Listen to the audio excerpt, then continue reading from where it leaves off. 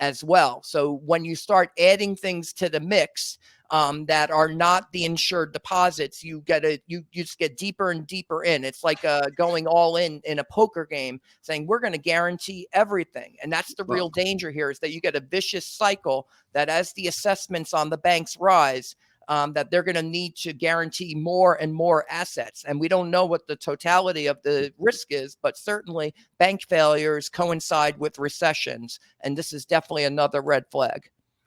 Yeah, well, I think when you look at that, you know that effectively what you're viewing is if all the deposits are insured, then you've effectively taken over the banks because you've taken over all the risk.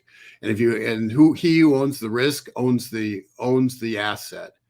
And so in many respects, this is by taking over the deposits, all the deposits, while it's and socializing it to everybody else.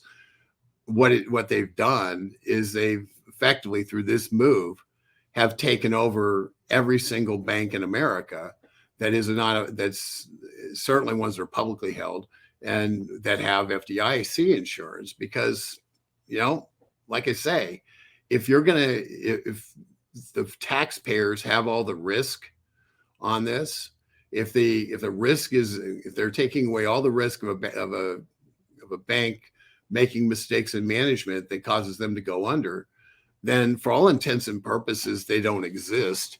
And if you don't have any risk as a banker because the federal government's going to backstop you, then you have no brakes on stupid things you might do.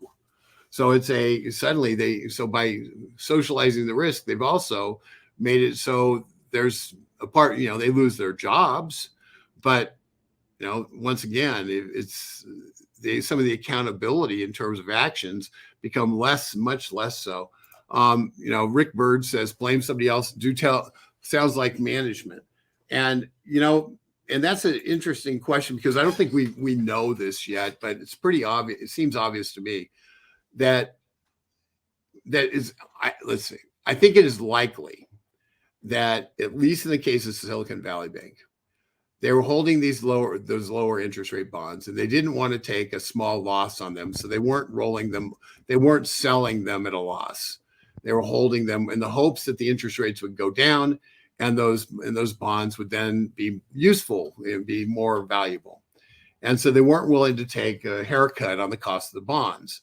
And so, of course, the way it works, when you sit there, you hold on to something, because things always, sort of like when one thing goes wrong, you get a snowball effect. Because they didn't do that over time, they had to sell them all at once.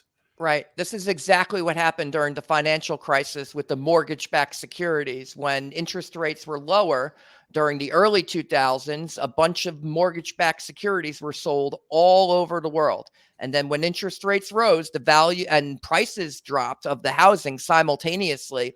Everyone who was holding the mortgage-backed securities, including central banks overseas, including the Bank of China, came back to the Treasury and they said, you're buying these back from us, basically. And that was U.S. financial institutions, largely European financial institutions, who were saying, we're underwater too. And so what Ben Bernanke did was he basically took over AIG, which was insuring the mortgage-backed securities against losses. And so AIG was like at the center of the financial crisis on the private side. Simultaneously, the Fed bought all of the mortgage-backed securities from Fannie Mae and Freddie Mac that were underwater. Those are two governments. Those are two called GSEs. They are quasi-governmental agencies. And quite honestly, we advocated that they close down Fannie Mae altogether. And just get rid of it and have the private mortgage system be reinstated, because Fannie Mae owns about 90% of all mortgages. You might get a mortgage with Wells Fargo, but Wells Fargo then immediately sells it to Fannie Mae, and Wells Fargo is merely the collection agency for the mortgage. They don't actually hold the paper. And so so they're nothing more. They're a fee collector for collecting the mortgage payment. So we advocate getting rid of Fannie Mae because they essentially, through government policies, were encouraging people to make riskier and riskier mortgages. based upon a desire to increase the number of people who were lower income owning houses and the like. And so they did succeed in getting more people to own houses, or at least owe money to own houses. But they also succeeded in raising the risk factor in terms of people not, if they lost their job, not being able to pay. And so that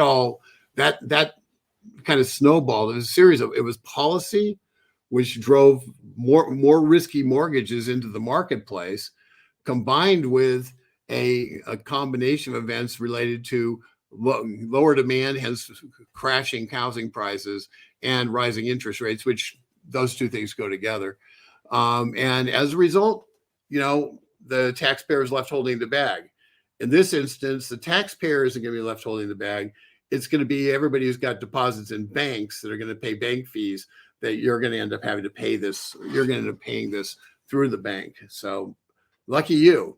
It's Right. all And banks are currently sitting on about 620 billion of unrealized losses, from crypto, but largely from those treasuries. So what we're running the risk of right now is the banks coming back to the to Treasury and the Fed saying, we're losing money on these treasuries. Would you buy them back from us? We would really appreciate it if you would take these back from us. That's essentially, you could say that's what happened at SVB, at Silicon Valley Bank. So there's this possibility that there's still a lot of risk in the system as a result of the higher interest rates. And how many banks are going to, kind of be brought to their knees because of that feature, that the value of their treasuries is much lower now than when they had purchased them. But yeah, there's the headline right there. U.S. banks sitting on unrealized losses of 620 billion. The way it works, if they hold those treasuries to maturity, they'll never lose anything. But the book value of the bank, is that being brought down by these unrealized losses? And I think it is.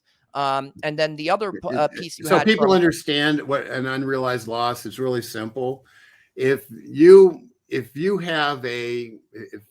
buy a stock, okay, and let's say you buy 10 shares at $10 a share.